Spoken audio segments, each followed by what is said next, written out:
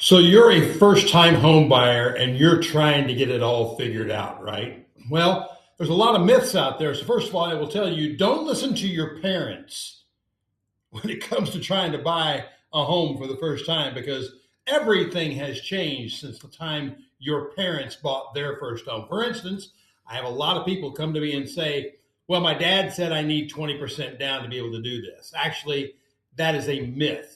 FHA loans offer as little as 3.5% down. Conventional loans, 3% down. VA loans, zero down. There are plenty of programs. There's plenty of other programs around that help with down payment assistance. So literally, there are plenty of ways for you to not have to put 20% down. My credit isn't perfect, so I won't qualify. Well, FHA loans work somewhere in around the 580 range is when they start. A good conventional program starts at about 620, and a perfect score is 850. So no, that is also not true as well. And also, as a certified mortgage advisor, I can actually put you through some programs that are credit improvement strategies to improve your credit score in a 30, 60, or 90-day period. So don't let the credit score stop you from at least finding out what your options are. Number three, should wait till the rates drop. Well, every time the rates drop, guess what happens to the home?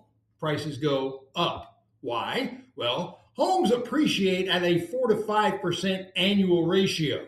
So just because the rates go down doesn't mean that it's a great time to do it. How much appreciation is involved too? Again, as a certified mortgage advisor, I can help you with one of those issues. I don't have enough money for closing costs.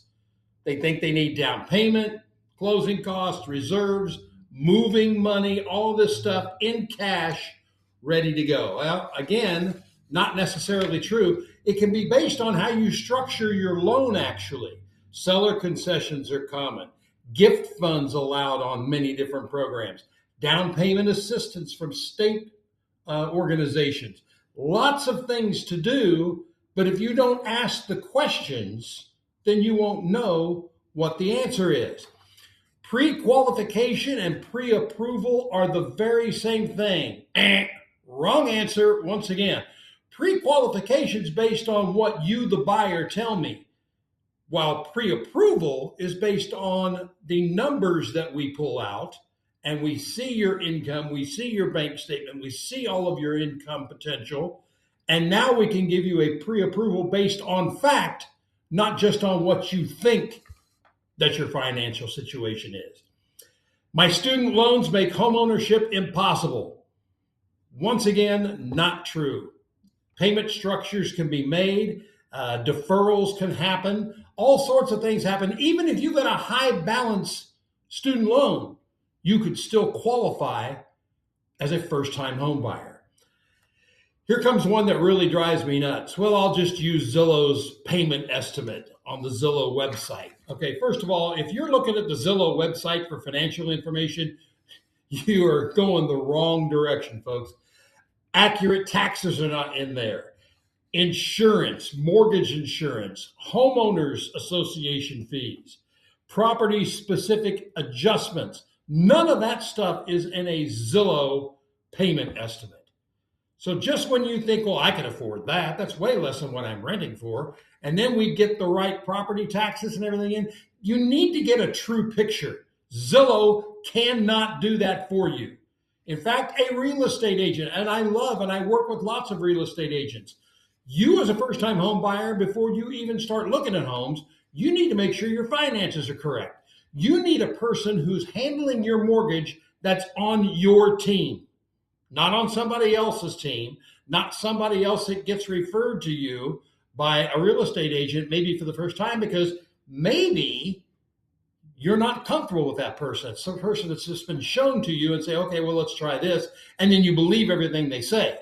Not true. You got to find the right person to work with you and represent your best interests when you go into this. Renting is cheaper than owning. Sometimes that is true, but buying a house gets you equity. Okay, renting a house builds you zero equity. It doesn't give you the opportunity as a renter to lock in long-term payment, 30 years in most cases. Offers no appreciation value. The appreciation value comes back to you in a rental as rent that your landlord is going to charge you in the appreciation every single year, where you can lock in a rate for 10, 15, 20, 25, 30 years, and you control your financial situation, not your landlord. Finally, the process is overwhelming. It can be, not going to lie. But again, I have gotten the designation. I went to school to be a certified mortgage advisor. My job is to make sure that all your questions are answered and you understand every single point of the process. If you don't, you need to ask more questions. If you don't, I didn't do my job.